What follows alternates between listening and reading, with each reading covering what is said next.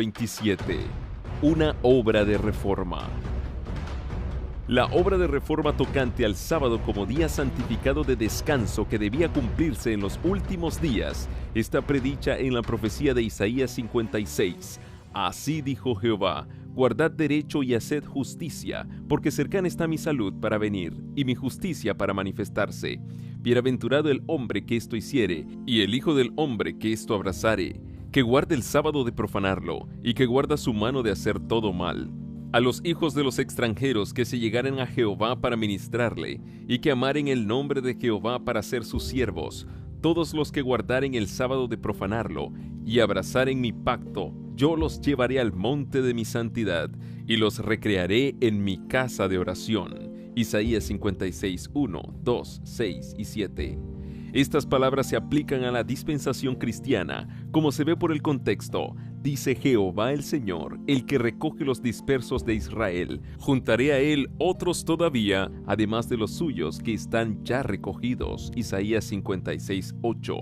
Aquí está anunciada de antemano la reunión de los gentiles por medio del Evangelio, y una bendición se promete a aquellos que honren entonces el sábado. Así que la obligación del cuarto mandamiento se extiende más acá de la crucifixión, de la resurrección y ascensión de Cristo, hasta cuando sus siervos debían predicar a todas las naciones el mensaje de las buenas nuevas. El Señor manda por el mismo profeta: ata el rollo del testimonio y sella la ley entre mis discípulos. Isaías 8:16. El sello de la ley de Dios se encuentra en el cuarto mandamiento. Este es el único de los 10 mandamientos que contiene tanto el nombre como el título del legislador. Declara que es el creador del cielo y de la tierra, y revela así el derecho que tiene para ser reverenciado y adorado sobre todos los demás. Aparte de este precepto, no hay nada en el decálogo que muestre qué autoridad fue la que promulgó la ley. Cuando el día de reposo fue cambiado por el poder del Papa, se le quitó el sello a la ley. Los discípulos de Jesús están llamados a restablecerlo, elevando el sábado del cuarto mandamiento a su lugar legítimo como institución conmemorativa del Creador y signo de su autoridad. A la ley y al testimonio. Aunque abundan las doctrinas y teorías contradictorias, la ley de Dios es la regla infalible por la cual debe probarse toda opinión, doctrina y teoría. El profeta dice: si no hablaren conforme a esta palabra, son aquellos para quienes no ha amanecido. Isaías 8:20.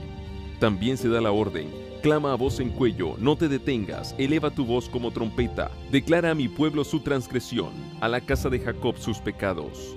Los que deben ser reconvenidos a causa de sus transgresiones no son los que constituyen el mundo impío, sino aquellos a quienes el Señor designa como mi pueblo.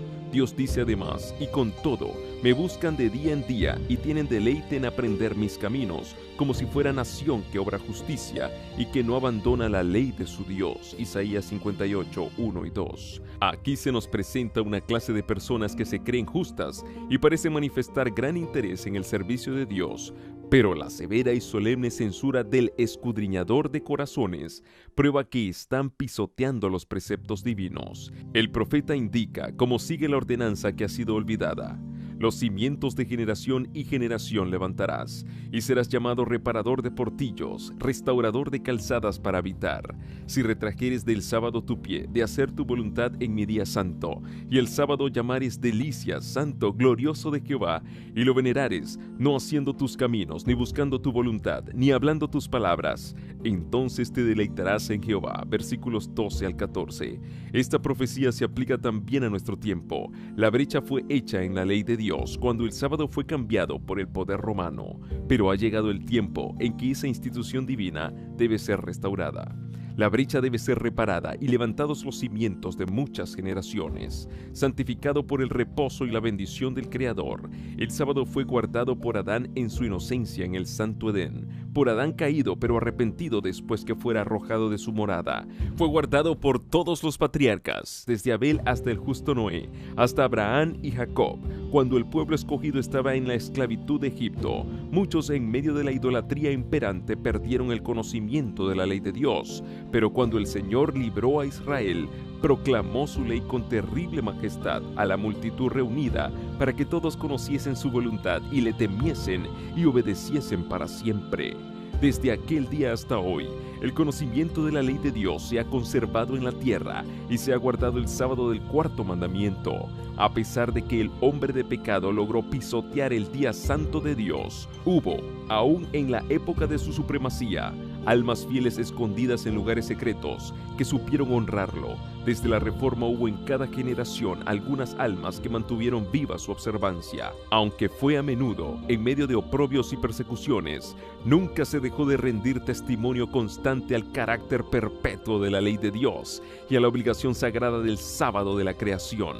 Estas verdades, tal cual están presentadas en Apocalipsis 14 en relación con el Evangelio eterno, serán lo que distinga a la Iglesia de Cristo cuando Él aparezca. Pues como resultado del triple mensaje se dice: aquí están los que guardan los mandamientos de Dios y la fe de Jesús.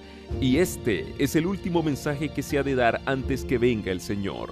Inmediatamente después de su proclamación, el profeta vio al Hijo del Hombre venir en gloria para cegar la mies de la tierra. Los que recibieron la luz relativa al santuario y a la inmutabilidad de la ley de Dios se llenaron de alegría y admiración al ver la belleza y armonía del conjunto de verdad que fue revelado a sus inteligencias. Deseaban que esa luz, que tan preciosa les resultaba, fuese comunicada a todos los cristianos y no podían menos que creer que la aceptarían con alborozo. Pero las verdades que no podían sino ponerlos en desaveniencia con el mundo no fueron bienvenidas para muchos que profesaban ser discípulos de Cristo. La obediencia al cuarto mandamiento exigía un sacrificio ante el cual la mayoría retrocedía. Cuando se presentaban las exigencias del sábado, muchos arguían desde el punto de vista mundano diciendo: siempre hemos guardado el domingo, nuestros padres lo guardaron y muchos hombres buenos y piadosos han muerto felices observándolo. Si ellos tuvieron razón, nosotros también la tenemos. La observancia de este nuevo día de reposo nos haría discrepar con el mundo y no tendríamos influencia sobre él. ¿Qué puede esperar hacer un pequeño grupo de observadores del séptimo día contra todo el mundo que guarda el domingo? Con argumentos semejantes procurarían los judíos justificar la manera en que rechazaron a Cristo. Sus padres habían agradado a Dios presentándole ofrendas y sacrificios. ¿Por qué no alcanzarían los hijos salvación siguiendo el mismo camino? Así también, en días de Lutero, los papistas decían que cristianos verdaderos habían muerto en la fe católica y que por consiguiente esa religión bastaba para salvarse. Este modo de argumentar iba a resultar en verdadero obstáculo para todo progreso en la fe y en la práctica de la religión. Muchos insistían en que la observancia del domingo había sido una doctrina establecida y una costumbre muy general de la Iglesia durante muchos siglos. Contra este argumento se adujo el de que el sábado y su observancia eran más antiguos y se habían generalizado más, que eran tan antiguos como el mismo mundo y que llevaban la sanción de los ángeles y de Dios. Cuando fueron puestos los fundamentos de la tierra, cuando los astros de la mañana alababan a una y se regocijaban todos los hijos de Dios, entonces fue puesto el fundamento del sábado. Job 38, 6 y 7, Génesis 2, 1 al 3. Bien puede esta institución exigir nuestra reverencia. No fue ordenada por ninguna autoridad humana, ni descansa sobre ninguna tradición humana. Fue establecida por el anciano de días y ordenada por su palabra eterna. Cuando se llamó la atención de la gente a la reforma tocante al sábado, sus ministros torcieron la palabra de Dios, interpretándola del modo que mejor tranquilizara a los espíritus inquisitivos, y los que no escudriñaban las escrituras por sí mismos, se contentaron con aceptar las conclusiones que estaban en conformidad con sus deseos. Mediante argumentos y sofismas con las tradiciones de los padres y la autoridad de la Iglesia, muchos trataron de echar abajo la verdad. Pero los defensores de ella recurrieron a la Biblia para defender la validez del cuarto mandamiento. Humildes cristianos, armados con solo la palabra de verdad, resistieron los ataques de hombres de saber, que con sorpresa e ira tuvieron que convencerse de la ineficacia de sus elocuentes sofismas ante los argumentos sencillos y contundentes de hombres versados en las Sagradas Escrituras, más bien que en las sutilezas de las escuelas. A falta de testimonio bíblico favorable, muchos, olvidando que el mismo modo de argumentar había sido empleado contra Cristo y sus apóstoles, decían con porfiado empeño: ¿por qué nuestros prohombres no entienden esta cuestión del sábado? Pocos creen como vosotros, es imposible que tengáis razón y que todos los sabios del mundo estén equivocados. Para refutar semejantes argumentos, bastaba con citar las enseñanzas de las Santas Escrituras y la historia de las dispensaciones del Señor para con su pueblo en todas las edades. Dios obra por medio de los que oyen su voz y la obedecen, de aquellos que en caso necesario dirán verdades amargas, por medio de aquellos que no temen censurar los pecados de moda. La razón por la cual Él no escoge más a menudo a hombres de saber y encumbrados para dirigir los movimientos de reforma es porque confían en sus credos, teorías y sistemas teológicos y no sienten la necesidad de ser enseñados por Dios. Solo aquellos que están en unión personal con la fuente de la sabiduría son capaces de comprender o explicar las Escrituras. Los hombres poco versados en conocimientos escolásticos son llamados a veces a declarar la verdad, no porque son ignorantes, sino porque no son demasiado pagados de sí mismos para dejarse enseñar por Dios. Ellos aprenden en la escuela de Cristo y su humildad y obediencia los hace grandes. Al concederles el conocimiento de su verdad, Dios les confiere un honor en comparación con el cual los honores terrenales y la grandeza humana son insignificantes. La mayoría de los que habían esperado el advenimiento de Cristo rechazaron las verdades relativas al santuario y a la ley de Dios, y muchos renunciaron además a la fe en el movimiento adventista para adoptar pareceres erróneos y contradictorios acerca de las profecías que se aplicaban a ese movimiento. Muchos incurrieron en el error de fijar por repetidas veces una fecha precisa para la venida de Cristo. La luz que brillaba entonces respecto del asunto del santuario les habría enseñado que ningún periodo profético se extiende hasta el segundo advenimiento, que el tiempo exacto de este acontecimiento no está predicho, pero habiéndose apartado de la luz, se empeñaron en fijar fecha tras fecha para la venida del Señor y cada vez fueron chasqueados. Cuando la iglesia de Tesalónica adoptó falsas creencias respecto a la venida de Cristo, el apóstol Pablo aconsejó a los cristianos de dicha iglesia que examinaran cuidadosamente sus esperanzas y sus deseos por la palabra de Dios. Les citó profecías que revelaban los acontecimientos que debían realizarse antes de que Cristo viniese y les hizo ver que no tenían razón alguna para esperarle en su propio tiempo. No dejéis que nadie os engañe en manera alguna. Segunda de Tesalonicenses 2:3. Fueron sus palabras de amonestación. Si se entregaban a esperanzas no sancionadas por las Sagradas Escrituras, se verían inducidos a seguir una conducta errónea. El chasco los expondría a la mofa de los incrédulos, correrían peligro de ceder al desaliento y estarían tentados a poner en duda las verdades esenciales para su salvación. La amonestación del apóstol a los tesalonicenses encierra una importante lección para los que viven en los últimos días. Muchos de los que esperaban la venida de Cristo pensaban que no podían ser celosos y diligentes en la obra de preparación, a menos que cimentaran su fe en una fecha definida para esa venida del Señor.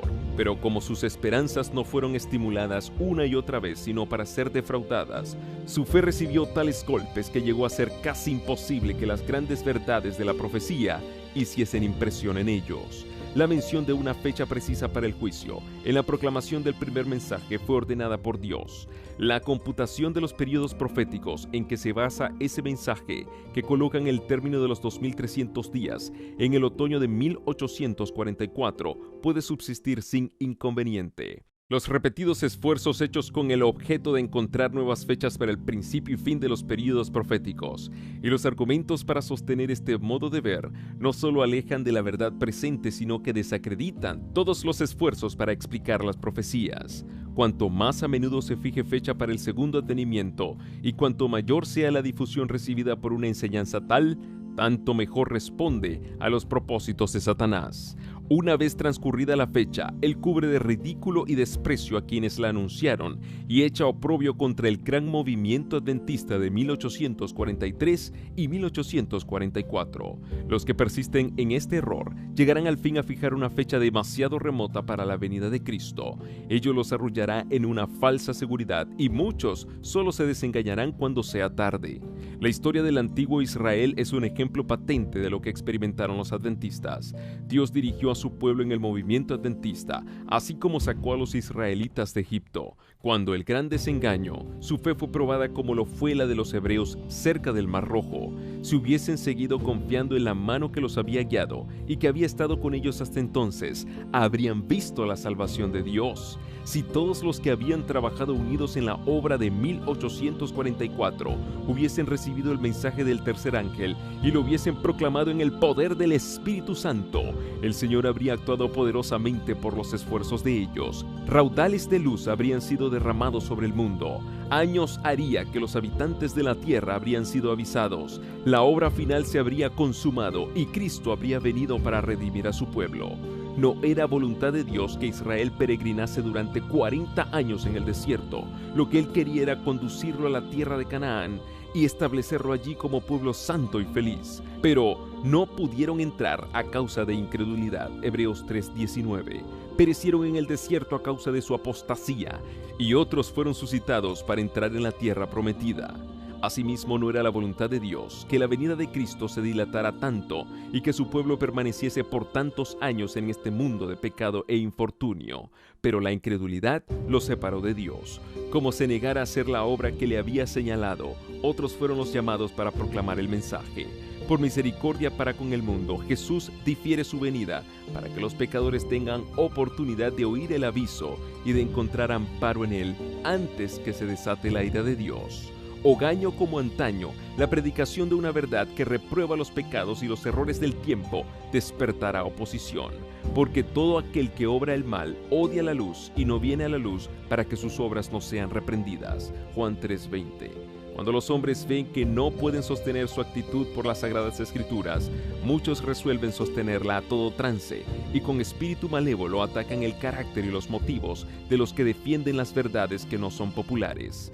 Es la misma política que se siguió en todas las edades. Elías fue acusado de turbar a Israel, Jeremías lo fue de traidor y San Pablo de profanador del templo. Desde entonces hasta ahora, los que quisieron ser leales a la verdad fueron denunciados como sediciosos, herejes o cismáticos. Multitudes que son demasiado descreídas para aceptar la palabra segura de la profecía aceptarán con ilimitada credulidad la acusación dirigida contra los que se atreven a reprobar los pecados de moda.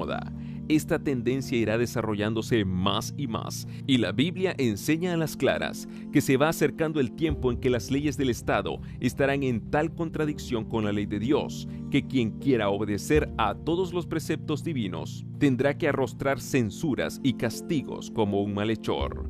En vista de esto, ¿cuál es el deber del mensajero de la verdad? Llegará tal vez a la conclusión de que no se debe predicar la verdad, puesto que a menudo no produce otro efecto que el de empujar a los hombres a burlar o resistir sus exigencias. No. El hecho de que el testimonio de la palabra de Dios despierte oposición no le da motivo para callarlo, como no se lo dio a los reformadores anteriores. La confesión de fe que hicieron los santos y los mártires fue registrada para beneficio de las generaciones venideras. Los ejemplos vivos de santidad y de perseverante integridad llegaron hasta nosotros para inspirar valor a los que son llamados ahora a actuar como testigos de Dios. Recibieron gracia y verdad, no para sí solos, sino para que, por intermedio de ellos, el conocimiento de Dios iluminase la tierra. ¿Ha dado Dios luz a sus siervos en esta generación? En tal caso, deben dejarla brillar para el mundo. Antiguamente el Señor declaró a uno que hablaba en su nombre: la casa de Israel empero no querrá escucharte a ti, porque no quieren escucharme a mí. Sin embargo, dijo: les hablarás mis palabras, hora que oigan, hora que dejen de oír. Ezequiel 3:7, 2:7. Al siervo de Dios en nuestros días se dirige la orden: eleva tu voz como trompeta, declara a mi pueblo su transgresión, a la casa de Jacob sus pecados. En la medida de sus oportunidades, pesa sobre todo aquel que recibió la verdad la misma solemne y terrible responsabilidad que pesara sobre el profeta, a quien el Señor dijo: Hijo de hombre, yo te he puesto por atalaya a la casa de Israel. Por tanto, oirás de mi boca la palabra y les amonestarás de mi parte. Cuando yo digo al inicuo: oh hombre inicuo, ciertamente morirás. Si tú no hablas para amonestar al inicuo de su camino, él, siendo inicuo, en su iniquidad morirá, mas su sangre yo la demandaré de tu mano. Pero cuando tú hubieres amonestado al inicuo de su camino, para que se vuelva de él, si no se volviere de su camino, por su culpa morirá, mas tú has librado a tu alma. Ezequiel 33, 7-9. El gran obstáculo que se opone a la aceptación y a la proclamación de la verdad es la circunstancia de que ella acarrea inconvenientes y oprobio. Este es el único argumento contra la verdad que sus defensores no han podido nunca refutar. Pero esto no arredra a los verdaderos siervos de Cristo. Ellos no esperan hasta que la verdad se haga popular. Convencidos como lo están de su deber, aceptan resueltamente la cruz, confiados con el apóstol Pablo en que lo momentáneo y leve de nuestra tribulación nos obra un sobremanera alto y eterno peso de gloria, teniendo como antaño Moisés por mayores riquezas el vituperio de Cristo que los tesoros de los egipcios. 2 Corintios 4:17, Hebreos 11:26. Cualquiera que sea su profesión de fe, solo los que son esclavos del mundo en sus corazones obran por política más bien que por principio en asuntos religiosos. Debemos escoger lo justo porque es justo y dejar a Dios las consecuencias. El mundo debe sus grandes reformas a los hombres de principios, fe y arrojo. Estos son los hombres capaces de llevar adelante la obra de reforma para nuestra época. Así dice el Señor: escuchadme los que conocéis la justicia, pueblo en cuyo corazón está mi ley. No temáis el vituperio de los hombres, ni os acobardéis con motivo de sus ultrajes, porque como a un vestido los consumirá la polilla, y como a lana, y los consumirá el gusano, mas mi justicia durará para siempre, y mi salvación de siglo en siglo. Isaías 51, 7 y 8.